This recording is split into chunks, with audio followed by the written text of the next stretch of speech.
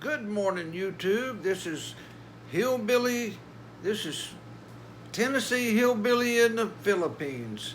It's a Sunday morning here, about 7:30, 8 o'clock in the morning. Super hot. I had to come in here and turn the aircon on. I was sitting downstairs talking with the family and just pouring sweat. But I can resolve that problem. Anyway, I my plans were showing you how to travel here in the Philippines with the quarantine.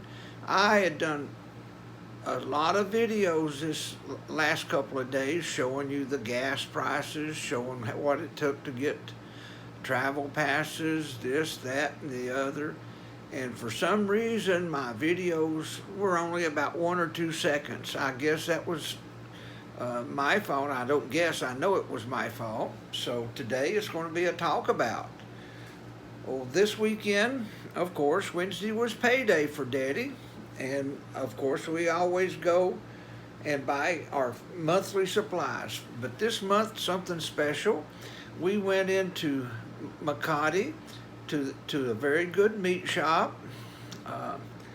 I will leave that in the section below, but I never drove in Makiti, so that itself was an adventure. We had to get travel passes, we had to get gas, of course, and the gas, we filled up our little old car for 1,500 pesos, and that was approximately 15 liters of fuel, and we still have plenty of fuel left from the trip, and then the travel pass. We have to go to our barangay, which is pretty easy, not far from the house, and we go the day before. We went upstairs and chit-chatting, and I told the lady, I says, I don't even know why we're doing a travel pass. I says, they never asked for it. Lo and behold, my dear little Judith, the last time we went to Manila, we didn't even get a travel pass. We just used the one that we had before. The lady's eyes got big, and she was looking at me, and I says, hey, I'm Mr. Right. She's Mrs. Always Right. How can I argue with her? And, and she sort of scolded Judith. And Judith told him, says, well, he was wanting me to get one, but we waited so late that we just went ahead without it. But anyway, it is useless, the damn travel passes. Every checkpoint we go through. Yesterday, at least, they made us stop for like one split second. I was getting ready to show it to them. Go through. So, if you have to pay for that, or if you had to go get documents and all that stuff, and then they send you through, I can imagine how aggravated you are. Another YouTuber, Tim K, he had to get a book of documents to get back into Leyte, and all he did was go to another province and back. But they changed the quarantine rules on him, and he's still in 14-day quarantine. Like I say, a lot of this stuff is the rules is made at the checkpoint by the person that probably has no authority to make the rules. But anyway, the travel yesterday was really good. We go from General Tres Cavite, and the roads was not full of tricycles slowing us down. It wasn't full of people. We had a good rainstorm, and that got the motorcycles off the road. We got to Kawik, and that place is known for the bicycles, people riding their bicycles going to work. And I guess what we did, we either got there a little bit later that all the people was at work, or they didn't have to work that Saturday. But we got into Manila. We left at 7:30 at the house. We got into Manila about 8:30. And man, oh man, hundreds and hundreds of recreational bicyclists, starting at the bus station all the way to the other side of Mall of Asia. And this is all the way into Makati also. I mean, most places they have rules that bicycles stay to the right of the lane. Well, they stayed in every lane, and I just laid in on my horn because they wouldn't let you get through. They would pull in front of you. They would push away on your car. So my horn got used so much yesterday. But going through Makati, it was very simple. I told Judith, I said, well, just use your phone for directions. I went slow. I told her, I said, if anybody wants to pass, they can pass, because Makati is notorious for the traffic enforcers that will give you a ticket. They won't take a bribe. They give you a ticket and you have to pay it. So anyway, we got there with no problems, and we got there about 8:30, and they opened up at 9. The people around was just talking to us, being nice, and which was nice. And got there at 9 o'clock. The place opened up. They had done, instead of being really closed and suffering during this, they took their time and remodeled. They combined the deli with the meat shop. What we did is I bought 2 kilos of ribeye steak, Angus fed, cut them about 1 inch thick. You know, they're good looking steaks. I bought 2 kilos of that, 1 kilos of beef short ribs, and the short ribs had about that much meat on them, so you know that was extra, because a lot of places they trim the meat off and sell it separately. We bought 3 kilos of ground beef, premium ground beef, a bottle of olive oil, and everything come up to about 12,000 pesos, that was my budget basically. I did get the address. They will take phone orders. All we have to do is pay to the bank. Once we pay to the bank, they will give it to Grab or to one of the other delivery firms, and it usually around 300 pesos. Well, I can't drive for 300 pesos, so my next order is going to be over the phone. Well, from there we went to S&R, which is a Costco type store, and everything had gone fine all morning. We got there. Sir, you can't go in without a face mask. I says, do you have any face masks to sell? No, sir. So then we had to get back into the car, back through the parking, pay for parking, all this, and drive 4 or 5 kilometers to a 7-Eleven, pay 50 pesos for a face mask each, turn around, go back, and you know, the face mask, it's a rule. Is it helping?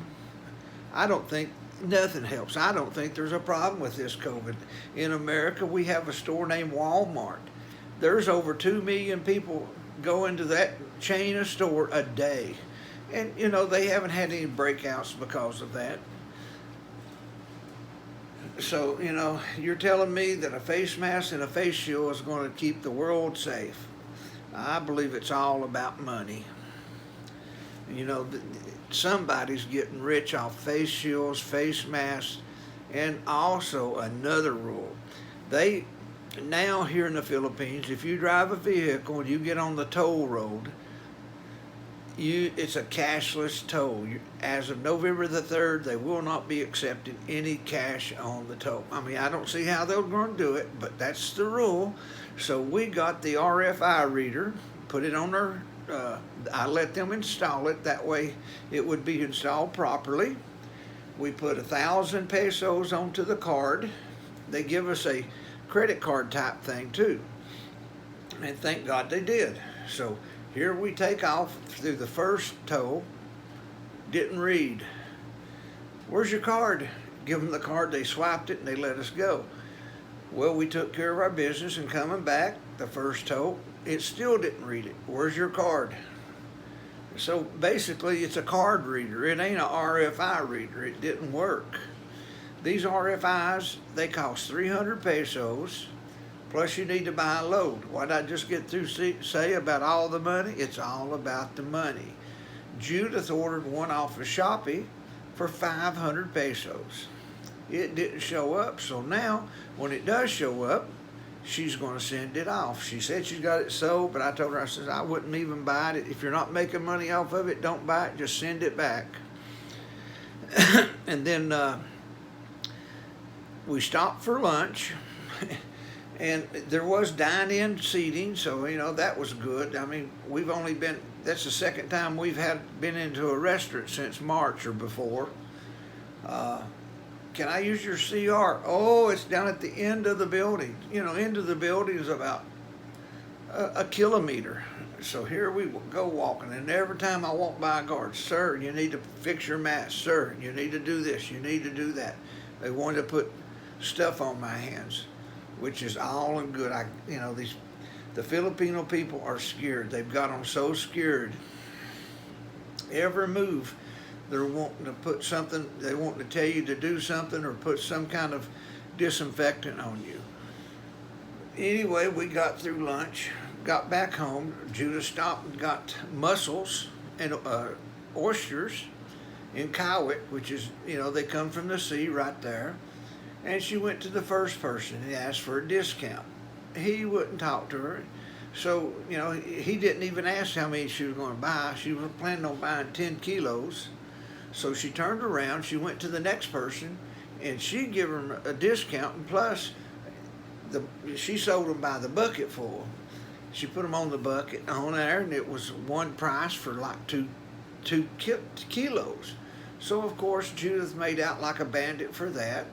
I think she had one kilo left, and she was shucking oysters yesterday. She wouldn't make it down Louisiana shucking oysters. It took her about an hour to shuck a kilo. And they were so small, poor little things. I bet the oyster wasn't that big. Wasn't even worth hardly eating. But that's, at least she's productive. And but that was our big day. I was wanting to show you films of this, but today I'm back on my iPhone 8 Plus. It's in its holder. I'm not pushing buttons. One day I did activate a Nikon camera that I use for underwater. It was only good for like 15, 20 meters underwater, and the first time I took it underneath, it leaked. So it finally dried out, and now it's working. It's working good. So I'm going to start using that for my videos until something happens to that, I guess. I'm not a rich man. I can't buy a new camera. Oh yeah, back to SNR. We did pretty good shopping there, but being aggravated over that face mask, I didn't buy everything. I forgot some things. I had a list, and I kept it in my pocket. Judah says, "Where's your list?" I said, "In my pocket." She said, "Well, we forgot a lot of things." I said, "That's okay." But we got out of SNR for $11,000, and that was $1,000 less than my budget. I know $24,000 for food for a month, it sounds high. I've got 3 children, me and my wife. We eat 3 meals a day, plus she sells a lot of food that we cook. That's not that expensive. And and today she has to go to the market to buy milk, because we drink a lot of milk. She'll probably buy some pork and some chicken for the Filipino food. And of course, she'll probably buy a lot of little fish. If I can get out of the month $25,000 on food, I feel like I'm a winner, because like I said, we eat a lot of food. If I was in America, it would cost me a lot more than that to eat. But I'm happy with it. Again, fellas, if you like this, thumbs up, comment, share, and if you really want to, subscribe. That's up to you. I thank the people that subscribed this month. I had a big jump in my subscription. I don't know if me sharing it on Facebook has helped. I know my daughter helped a lot of her friends subscribe. I'll take it any way I can get it, as they say. But gentlemen and ladies, I appreciate you taking the time to watch this. Being able to travel in the Philippines it's getting easier, but a lot of it is just useless paperwork. And driving, oh God, I should have took an extra uh, blood pressure pill before I left because my heart was thumping big around them bicycles. Before it was motorcycles. Yesterday was bicycles. You know, since this COVID and since they've restricted public transportation, a lot of people started riding bicycles. You see these grown men riding these little 16-inch mini bicycles. It almost makes you laugh, but at least they have enough gumption to get out there and ride them. No helmets. They're riding motorcycles and bicycles with flip-flops, which is against the law. But again, this is the Philippines. They do what they have to do to survive. Again, if you like this, thumbs up, like, comment, subscribe if you want to. This is Tennessee Hillbilly in the Philippines saying God bless. I'll see you soon. Thank you very much.